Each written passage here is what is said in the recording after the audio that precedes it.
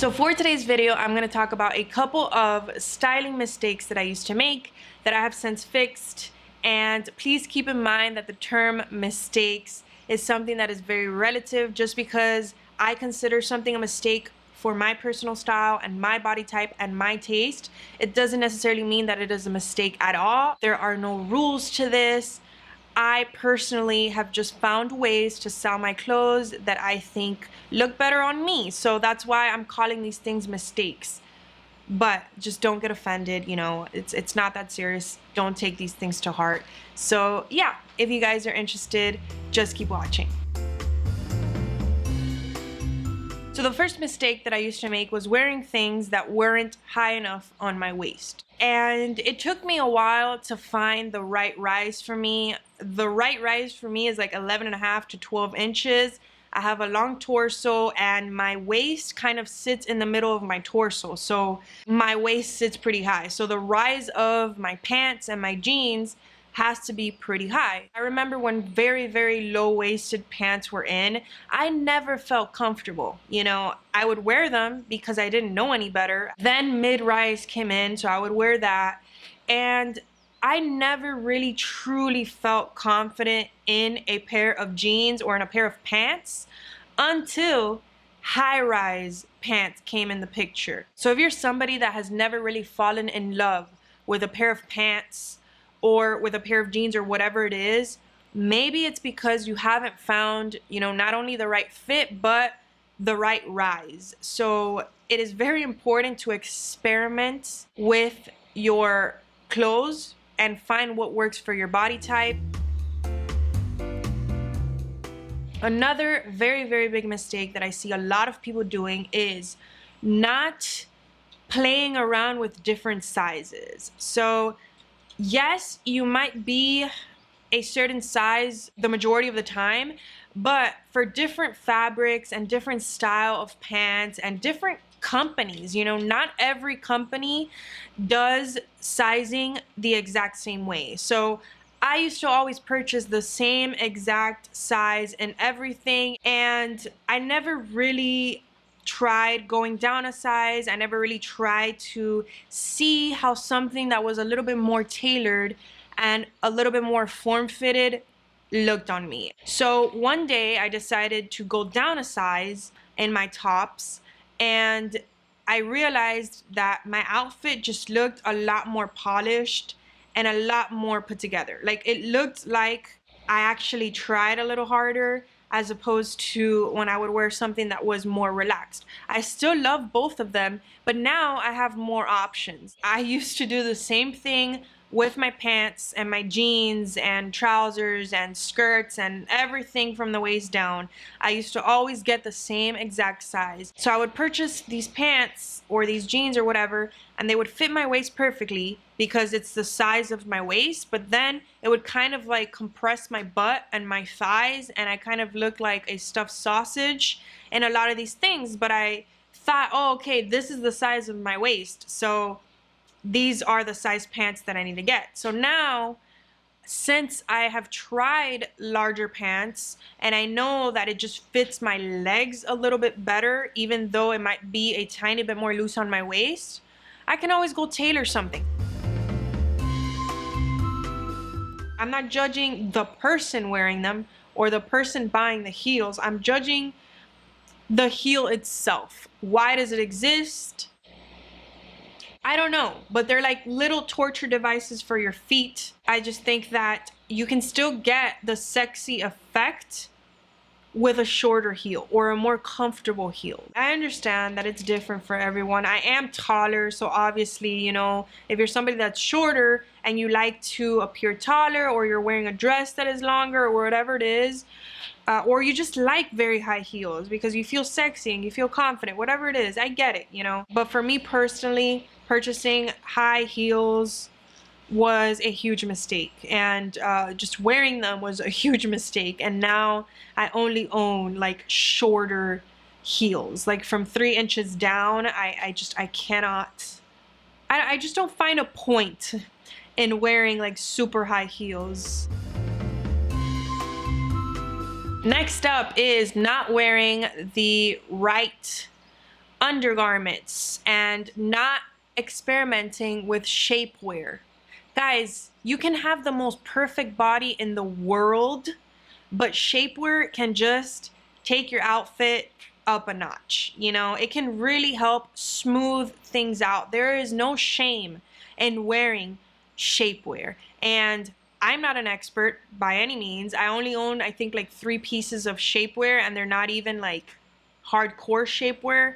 I've been trying to get my hands on Skims, but it is impossible to purchase anything from that site. But having at least 1 piece of shapewear in your collection, something that you can wear underneath anything, you know, it's going to make you feel more confident. It's going to make whatever you're wearing look more tailored and more like sleek. Finding the right undergarment in general, I really like wearing things that are seamless when I'm wearing certain pieces of clothing. And you guys know how much I love my Bristle 6 nippies. They're like these little silicone nipple covers, and I use those for pretty much everything, and they allow me to wear a lot of things in my closet that I was never able to wear before. So experimenting with things, there are so many different options out there. If you have bigger boobs, you know, and maybe those little nipple stickers or the petals or whatever don't work for you, there's other ones that have more support. So yes, finding the right underwear is so important. I used to wear the same bra for everything. I only owned like 2 bras or 2 styles of bras in my collection. I never really expanded my horizons.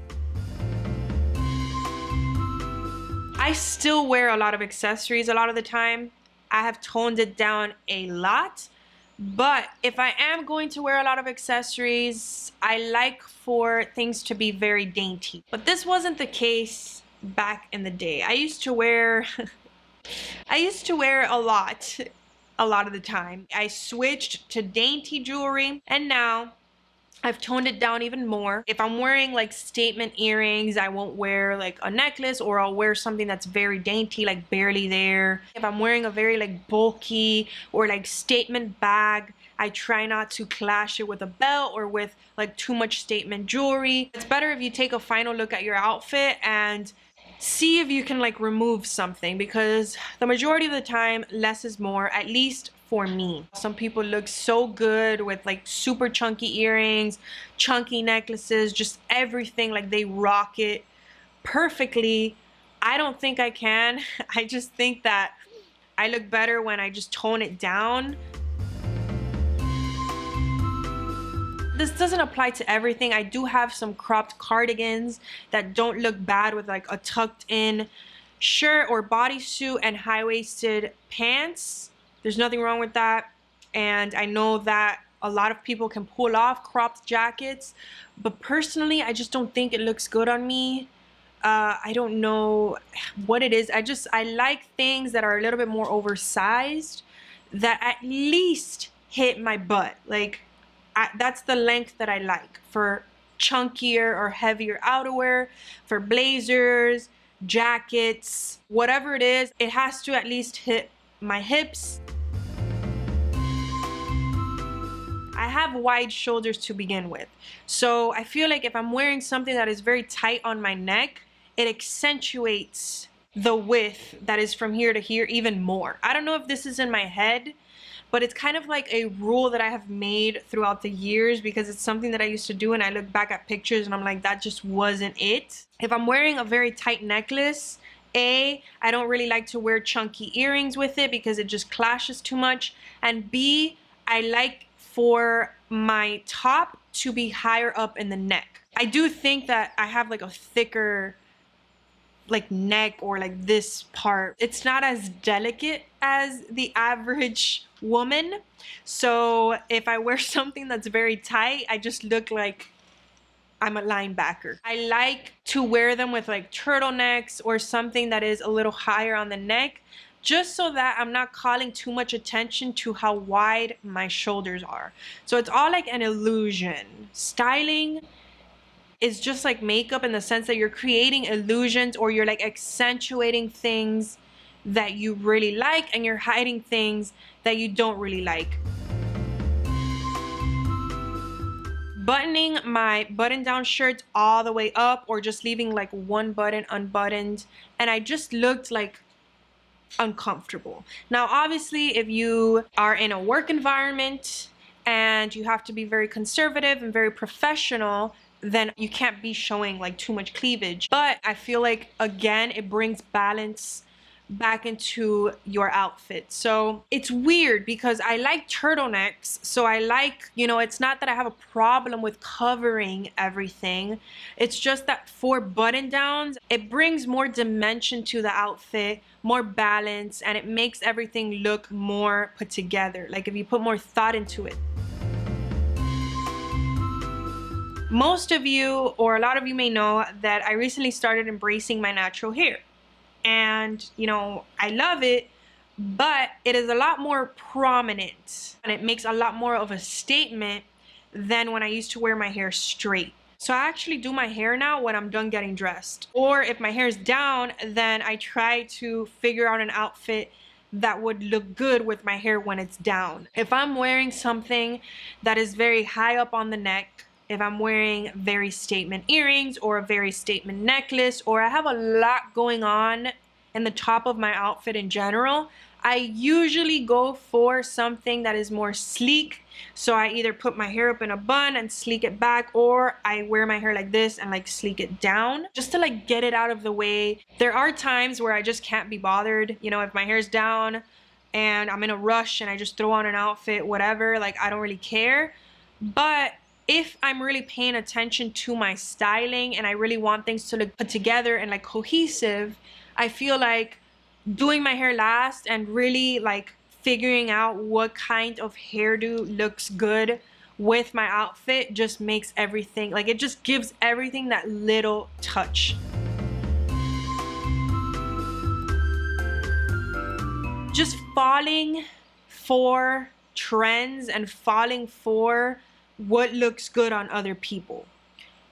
I don't do that anymore. And that is one of the biggest mistakes that I used to do. I have an entire video on this. I'll link it down below. But not taking my own body into consideration. I know that I kind of touched base on this when I talked about high-waisted pants and not switching sizes and like this whole video sort of. But I'm mostly referring to like just liking the way that something looks on someone else and purchasing it for myself, thinking that I was somehow going to pull it off. So now obviously I have experimented and I know very well what works for me, and that took time. Don't be discouraged. I'm glad I didn't get like upset about things not working for me. I'm glad I kept experimenting and I kept trying things out. And I have a lot of willpower today that I didn't always have. So that's everything for this video. Thank you guys so much for watching. Don't forget to like and subscribe if you enjoyed, and I will see you